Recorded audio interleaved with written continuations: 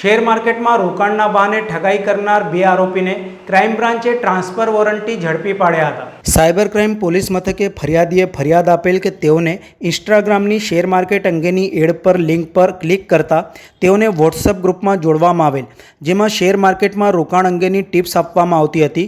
ફરિયાદીને આપેલ ટિપ્સ દ્વારા ફાયદો થતાં તેઓને બનાવટી વેબસાઇટ ઉપર રજિસ્ટ્રેશન કરાવેલ, જેમાં તેઓએ ટ્રેડિંગ પ્લાન્સ ખરીદી સારો પ્રોફિટ થશે તેમ જણાવેલ, જેના માટે ફરિયાદીએ અલગ અલગ ખાતાઓમાં ટુકડે ટુકડે કુલ રકમ 62,47,000 જમા કરાવેલ, જે પૈકી સામેવાળાએ ફરિયાદીને ₹47,000 પરત કરેલ। આ વેબસાઇટમાં પોર્ટફોલિયોમાં ફરિયાદીશ્રીને પ્રોફિટ રૂપે અનેક ગણા રૂપિયા દર્શાવાતા હતા, જેને વિથડ્રો કરવા જતાં ફરિયાદીને વધુ નાણાં ભરવા જણાવેલ। આમ પોતાની સાથે ₹62 લાખની નાણાકીય છેતરપિંડી થયેલ છે તેવું જણાતા ફરિયાદીએ સાયબર ક્રાઇમ પોલીસ મથકે ફરિયાદ દાખલ કરી હતી।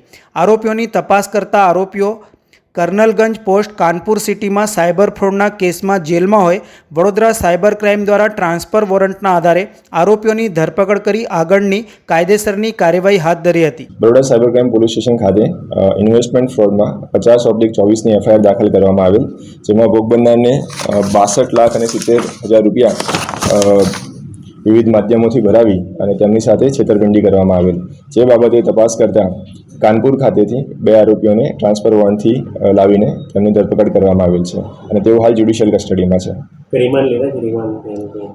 એના ફર્ધર રિમાન્ડ લેવામાં આવેલા અને ત્યારબાદ જ્યુડિશિયલ કસ્ટડીમાં છે। મેજર એમઓ એ ટાઈપે હતી કે સૌપ્રથમ જે ભોગ બનનાર છે તેઓ તેમને ઓનલાઈન એક લિંક મોકલવામાં આવે છે અને એ એમની સર્ચ હિસ્ટ્રી પર ડિપેન્ડન્ટ હોય છે, તો એ લિંક પર ક્લિક કરતાં તેમને એક વોટ્સએપ ગ્રુપમાં જોડવામાં આવેલ। ત્યારબાદ તેમને ઇન્વેસ્ટમેન્ટની વિવિધ સ્કીમ્સ આપવામાં આવેલ અને રોકાણના નામે 5 થી 6 ગણું રિટર્ન આપવાના બહાને એ ગ્રુપમાં વિવિધ લોકો દ્વારા પ્રેરિત કરવામાં આવેલ। ત્યારબાદ તેઓ એક એપ્લિકેશન ડાઉનલોડ કરે છે અને એપ્લિકેશનમાં કુલ 62,70,000 રૂપિયા એમાં ભરે છે અને જ્યારે રિટર્ન્સ માગે છે ત્યારે તેમને વિવિધ ફી માગવામાં આવે છે અને ત્યારબાદ જ્યારે ભોગ બનનાર છે તે સાયબર ફ્રોડનો શિકાર થયાનું જણાવે છે એટલે તરત 1930 પર કમ્પ્લેન કરે છે અને ઇન્વેસ્ટિગેશનની પ્રોસેસ ચાલુ થાય છે, જેમાં એકાઉન્ટ ટ્રેલ, મની ટ્રેલના આધારે બે આરોપીઓની ધરપકડ કરવામાં આવી છે। કેટલા લોકો સાથે ફ્રોડ કર્યું પૂછપરછમાં બહાર આવ્યું છે? વધુ પૂછપરછમાં જણાઈ આવેલ છે કે એમના જે એકાઉન્ટ્સ છે એ બીજા પાંચ લોકોને ફ્રોડ સાથેમાં જણાઈ આવેલ છે।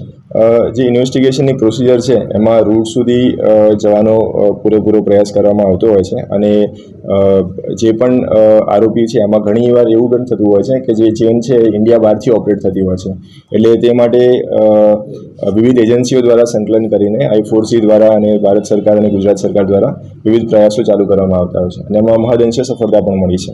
સાયબર ક્રાઇમ પોલીસ સ્ટેશન દ્વારા વર્ષ 2024માં 101 આરોપીઓને ધરપકડ કરવામાં આવેલ, જેમાં વિદેશી નાગરિક પણ હતા અને ગુજરાત બહારના પણ નાગરિક હતા।